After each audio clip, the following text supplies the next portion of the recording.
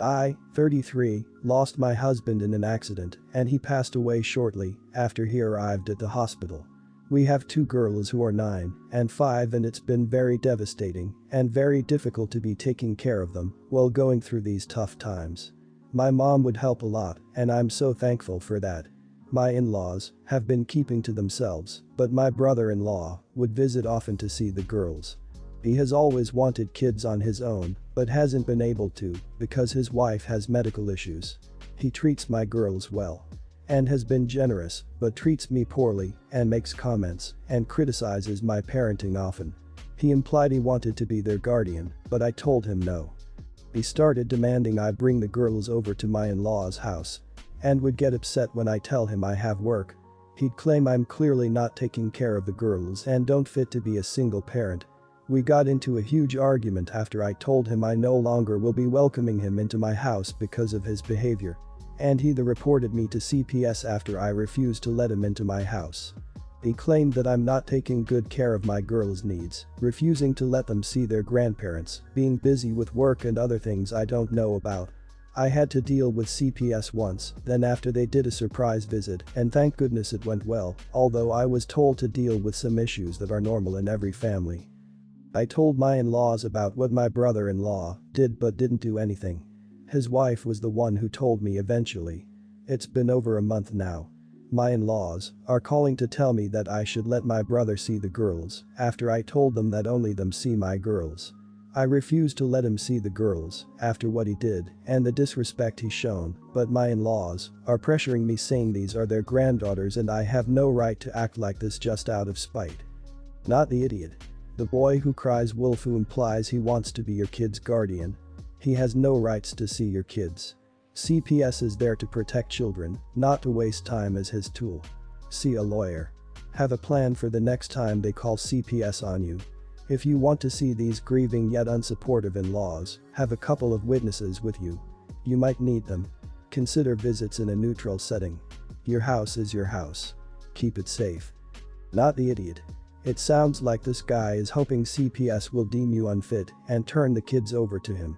He gets kids and a continuing bond with his brother. His family isn't doing anything because, well, they're his family and you're just the one who married in.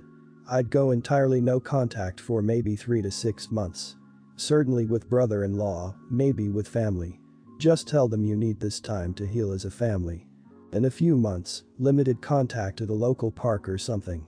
They don't come to your home. You don't go to theirs. See how it goes. Sounds like he wants to take your kids from you.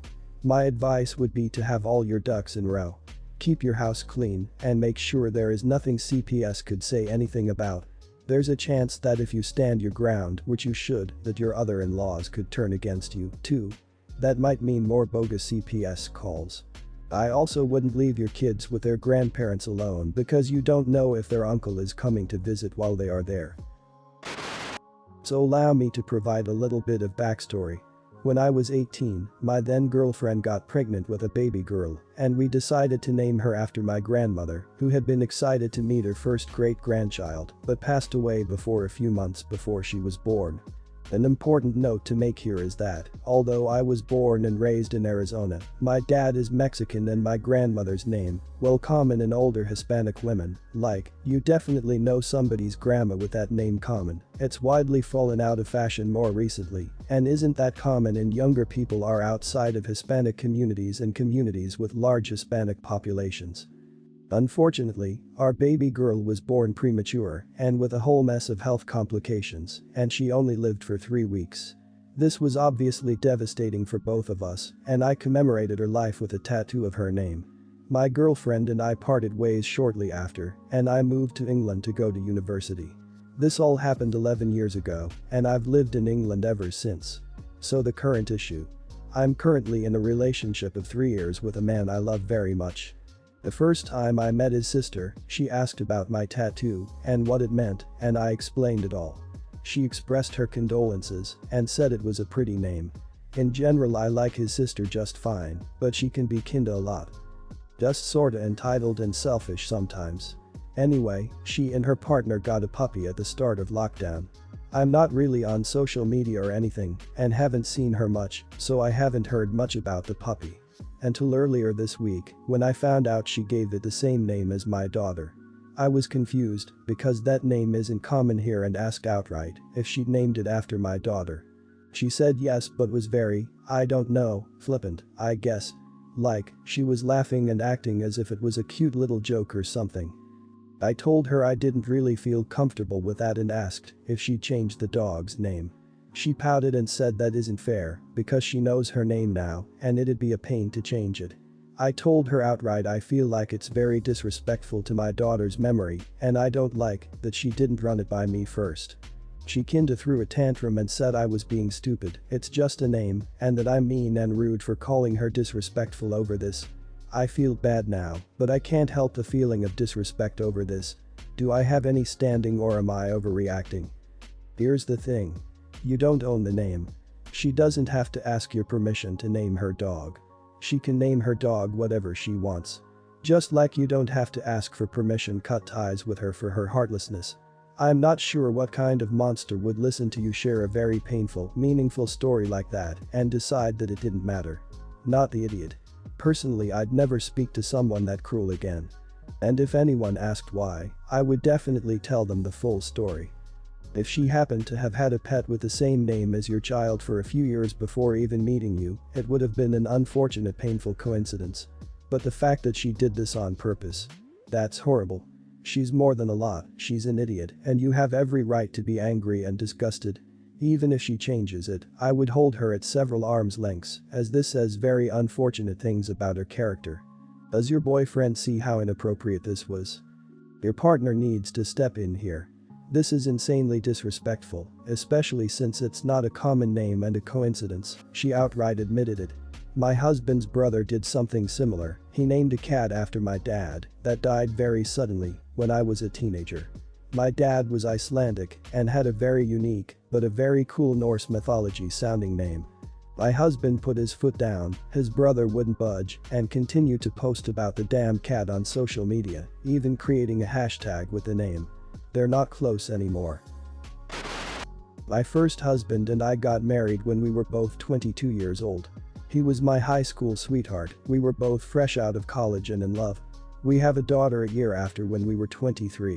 She's 15 years old now. 7 years ago when my daughter was 8 years old my husband passed away in a car accident. We were both so devastated. He was a wonderful husband and father and I still miss him terribly until this moment. 2 years after that I met this wonderful gentleman at church and got married 6 months after. He was a widow in his early 40s and never had a child. Him and his first wife tried for many years but was never blessed with one. His first wife passed away 5 years prior to us meeting each other due to cancer. Being a working single mom was too tough and I was incredibly lonely. And I kinda know him around the church for years, just never got close or anything. It's been almost 5 years of us being together and it has been wonderful. Him and my daughter are super close. Maybe because it was due to the fact that he has always wanted kids, but he is really good and close with her. He spoils her to death in a good way and be a very good father figure to her. 3 years ago we were also blessed with having another daughter. My husband doesn't play favor between his 2 girls and I can tell that he loves them equally. For the past couple of months my daughter has been showing me heartwarming videos of kids asking their stepdad to adopt them. And I was like cool. But for the past month she has been quite persistent asking my permission to allow my husband to adopt her. She wants to change her last name to be his last name. I said if your dad were here he'd be completely devastated. And I honestly couldn't do that to him even though he's not around anymore. My daughter said then why did I change my name? And it was hard for me to explain. And I don't even know how to do the whole adoption thing because I really don't want her to do it. I'm just putting my shoes if I was dead and my husband remarries. I would want them to be close to the new wife, but I want my legacy still. And honestly my first husband was a great dad and it's not his fault that he can't be around. So, am I the idiot for discouraging my daughter to be adopted by my husband? For all intents and purposes, your husband is her father. And she's now the only person in the house with a different last name. That likely seems weird to her and could be making her feel less than. It sounds like you're the one hanging on to your first husband vicariously through your daughter and that's not really fair to her or your husband. I'm reluctant to judge, but you are the idiot for discouraging your daughter from feeling more a part of the family unit. You are the idiot. I say this purely because to your daughter, you are insinuating that she cannot still have a special place for her father if she's adopted by her stepfather.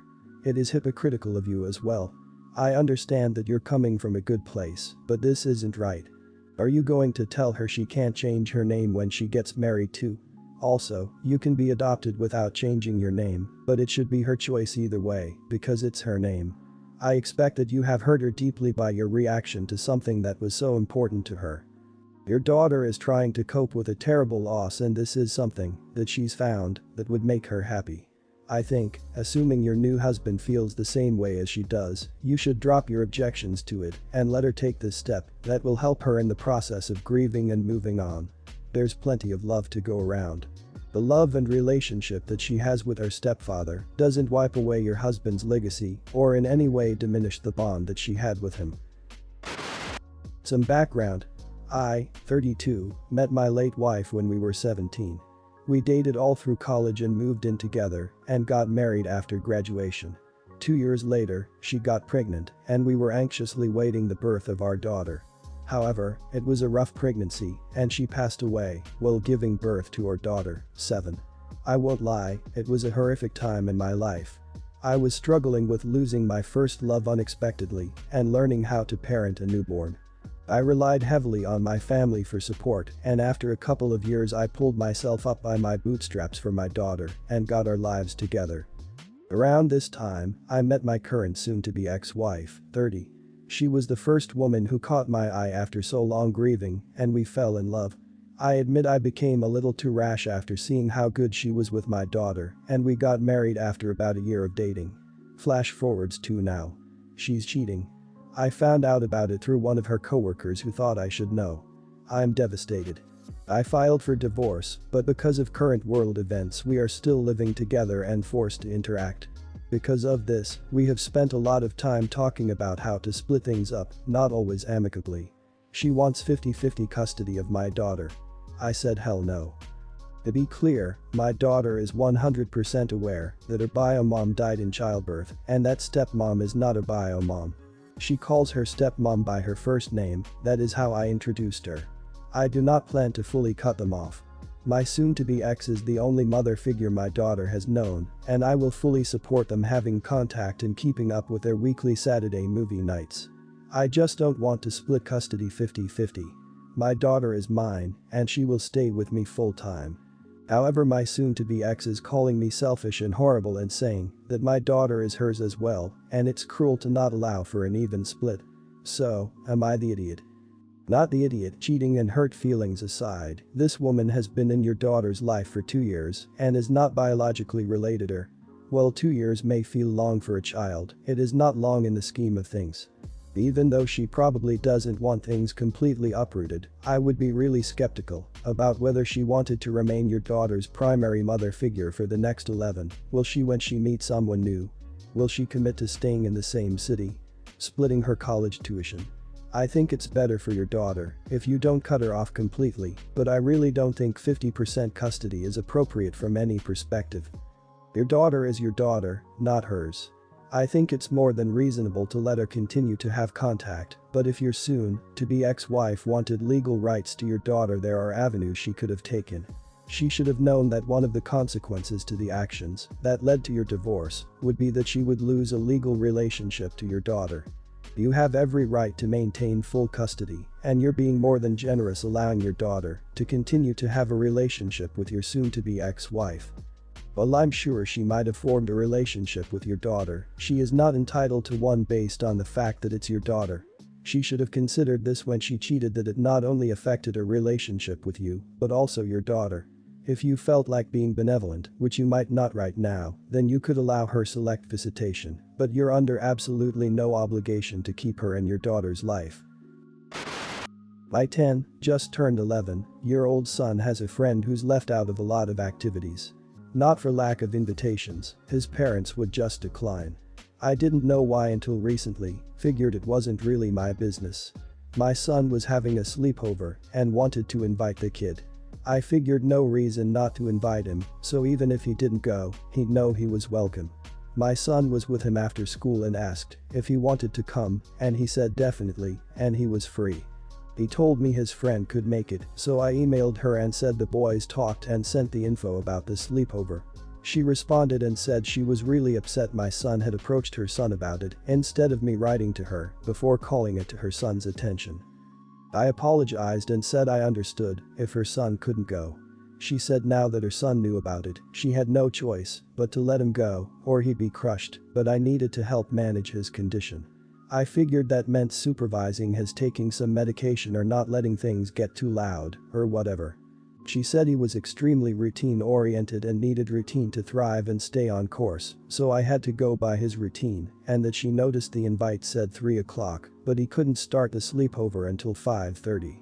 I said that was fine, taking it to mean he wouldn't be over until 5:30.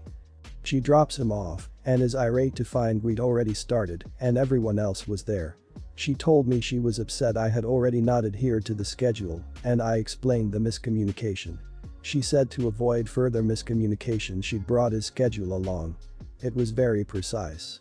6 o'clock 7:05, dinner time. 7:06 8:29, quiet indoor play. 8:30 8:44, brush teeth, etc. To her credit, she had written in suggestions of where the birthday activities could fit, for example, she wrote her present opening next to quiet indoor play.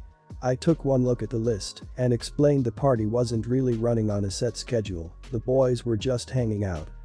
She became very flustered and said if that was the case her son would become overwhelmed and she'd have to take him home and he'd be devastated. I apologized but said I definitely couldn't guarantee adherence to this schedule so didn't want to assume responsibility for her son if it was of critical importance. Unsurprisingly, her son was very sad to have to leave. I suggested to the mom that he join the boys in the yard where they were playing basketball, but she said it wasn't time for basketball right then.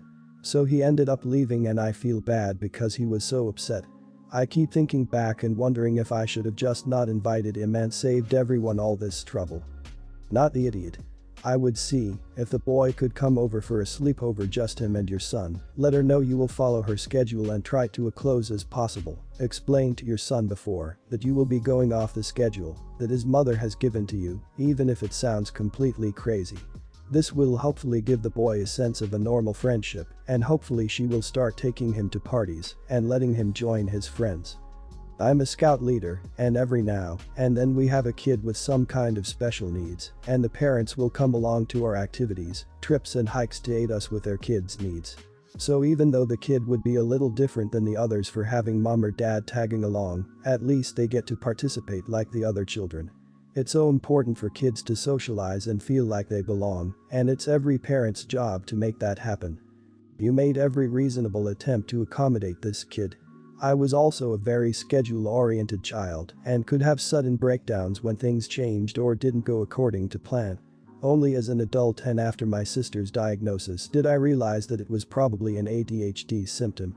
However, with forewarning, like an invitation to a party, schedule changes were no problem and I would get caught up in enjoying myself anyway. Feel like this mom probably had a doctor or therapist suggest sticking to a schedule and she took it a step too far.